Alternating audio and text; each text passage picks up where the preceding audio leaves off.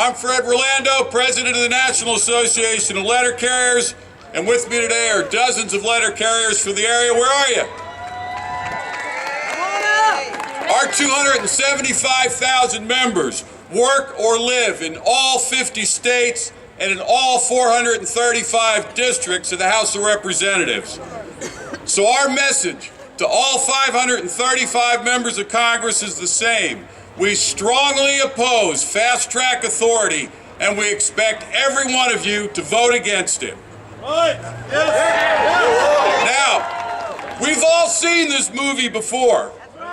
Big business and Wall Street banks, they push secret, anti-democratic deals to protect the investor rights of multinational companies under the banner of free trade.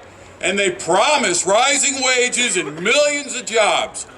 But what we get is outsourcing, wage stagnation, and ballooning trade deficits. Now, politicians rave about the millions of jobs that are going to be created by rising exports, but they ignore the number of jobs destroyed by imports produced by runaway corporations using sweatshop wages in offshore production platforms where workers earn pennies per hour and they can't organize unions. Now, the folks who shower before work tell the workers who shower after work, trust me, this time we really will protect labor rights and the environment. But what we get are toothless agreements and no access to the binding dispute resolution process that's reserved for corporations. Today, self-appointed foreign policy mavens warn that the Communist Party of China will rule the world if we don't pass fast track. Does anybody remember the promises the big thinkers made in the 1990s that NAFTA would transform Mexico into a vibrant middle-class democracy and end the flood of immigration from the South? Do you remember that? Do you remember what we got? What we got was an economic collapse, a lost decade for Mexican workers, and a couple more stolen elections. So, Mr. Froman and the rest of you at USTR and in the White House, we don't trust you on this. And neither should Congress.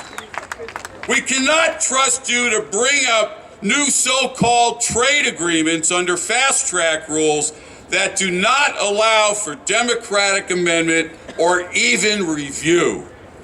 As the saying goes, there's no education in the second kick of a mule.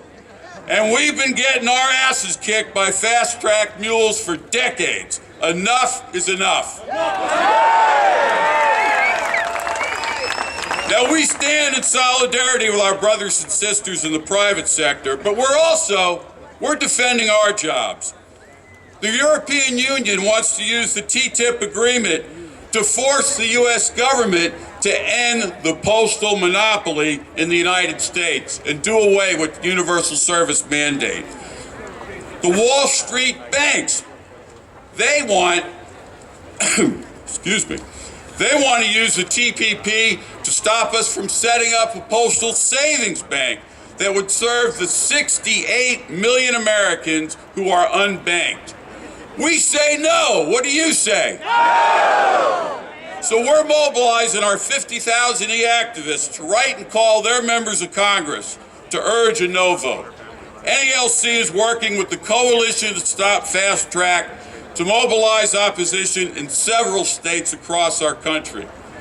Brothers and sisters, America's letter carriers are ready to fight.